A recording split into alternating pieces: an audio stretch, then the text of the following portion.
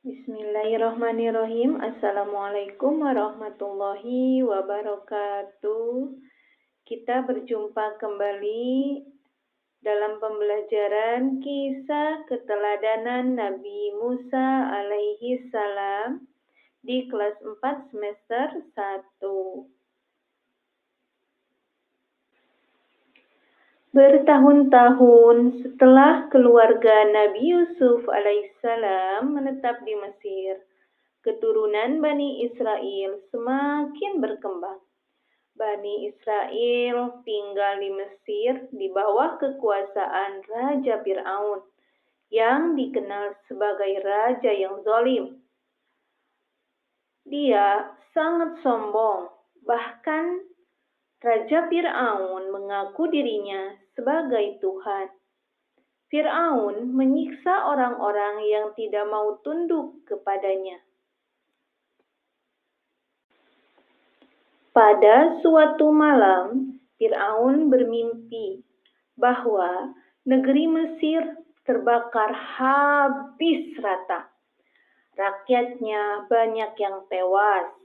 Lalu, keesokan harinya, Fir'aun memanggil ahli-ahli tukang sihir kerajaan untuk mengartikan mimpinya tersebut.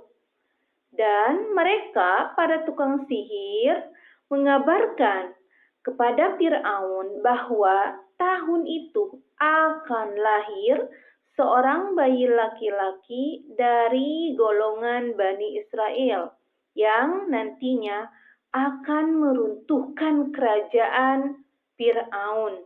Dengan begitu, Fir'aun langsung marah dan semarah-marahnya.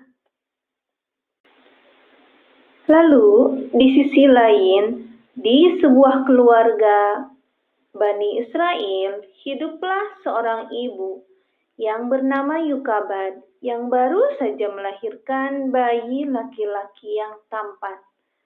Dia sudah tahu akan berita tentang bayi laki-laki yang akan dibunuh. Dan dia tidak mau anaknya ini dibunuh oleh Raja Fir'aun.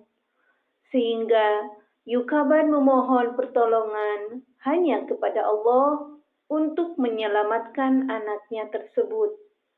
Kemudian Allah memberikan ilham kepada Yukabad.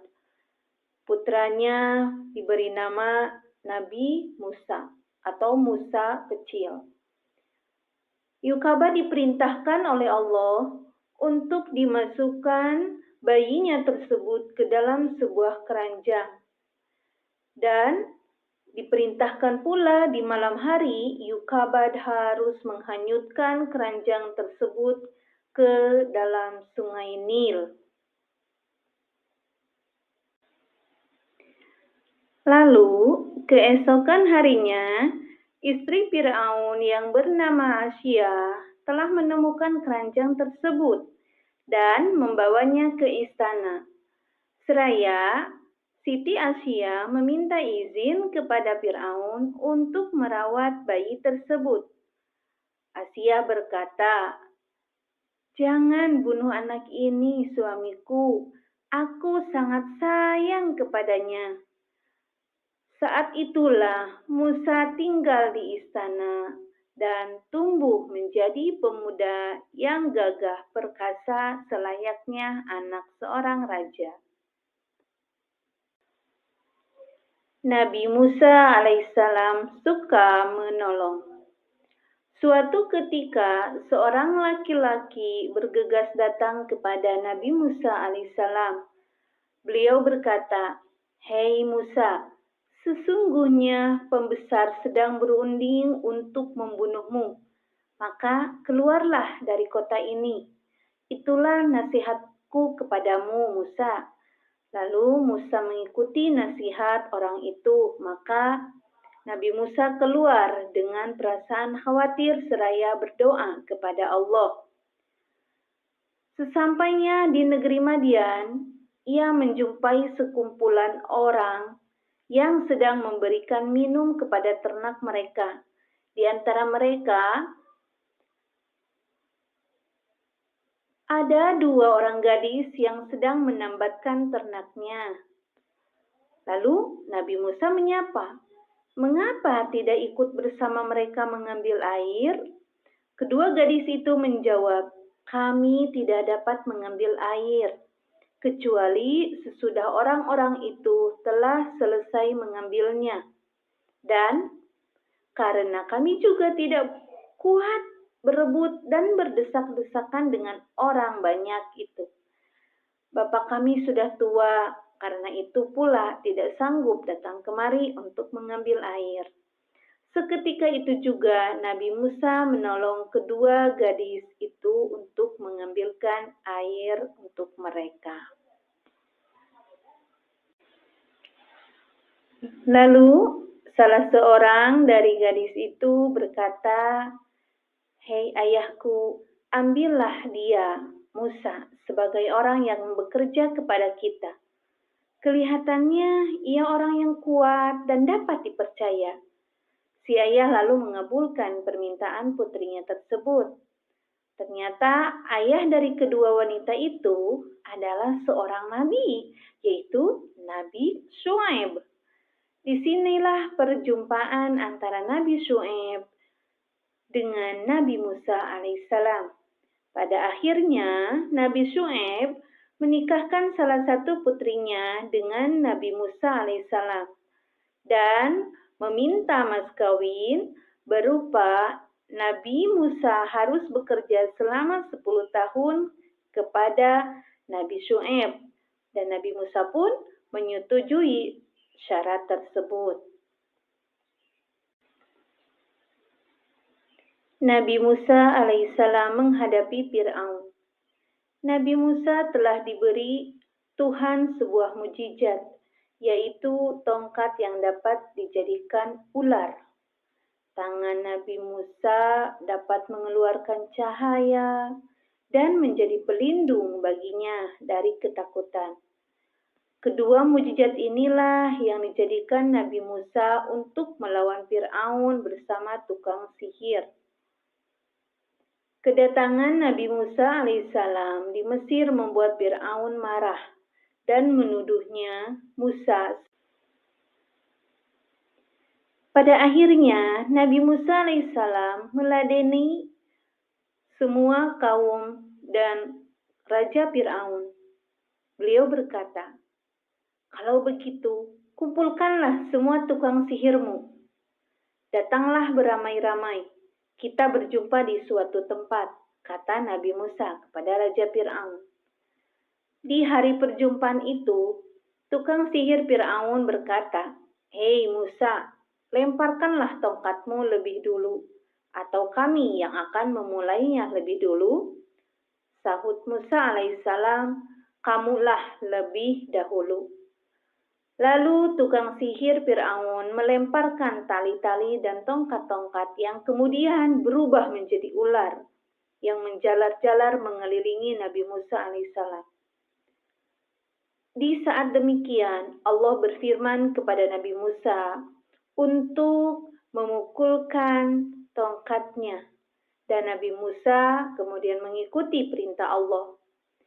Ia melemparkan tongkatnya, dan seketika tongkatnya itu berubah menjadi ular yang sangat besar dan merayap, bahkan memakan ular-ular tukang sihir dari kerajaan Fir'aun. Kejadian ini membuat sebagian tukang sihir Fir'aun beriman dan bersujud kepada Tuhannya Nabi Musa alaihi salam. Karena melihat tukang sihir tersebut telah beriman kepada Nabi Musa alaihissalam serta Tuhannya Nabi Musa alaihissalam, demikian juga dengan istrinya Raja Fir'aun, yaitu Siti Asia. Maka Fir'aun bertambah marah dan ganas. Bersama bala tentaranya, dia menyiksa orang-orang yang beriman, termasuk istrinya, yaitu Siti Asia, sampai mati. Melihat yang demikian, Nabi Musa alaihissalam dan orang-orang yang beriman lalu mundur dan melarikan diri dari kota Mesir dengan tujuan untuk menyelamatkan seluruh rakyat Nabi Musa alaihi salam dari kejaran pasukan Raja Fir'aun. Fir'aun dan tentaranya terus saja mengejar-ngejar Nabi Musa alaihissalam dan pengikutnya, sehingga mereka telah sampai di dekat Laut Merah. Nabi Musa alaihissalam dan pengikutnya merasa kebingungan karena tidak ada jalan dan solusi, karena yang dihadapi adalah Laut Merah. Dan pada saat itulah turun wahyu dari Allah Subhanahu wa Ta'ala yang memerintahkan kepada Nabi Musa agar memukulkan tongkatnya ke permukaan Laut Merah tersebut. Dan apa yang terjadi? Tiba-tiba saja Laut Merah terbelah menjadi dua bagian.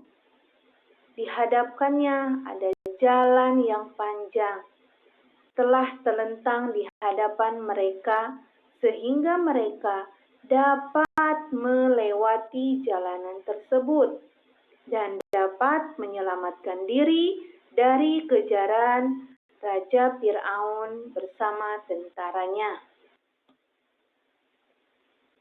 Di kejauhan telah terlihat Fir'aun dan bala tentaranya yang terus saja mengejar Nabi Musa alaihissalam. Akhirnya Nabi Musa telah sampai di seberangan dengan selamat, sementara Fir'aun dan tentaranya masih berada di pertengahan jalan. Dan di saat itulah Allah Subhanahu wa Ta'ala mengembalikan seperti semula Lautan Merah tersebut, sehingga Fir'aun dan tentaranya pun ditelan habis oleh air merah atau Laut Merah tersebut.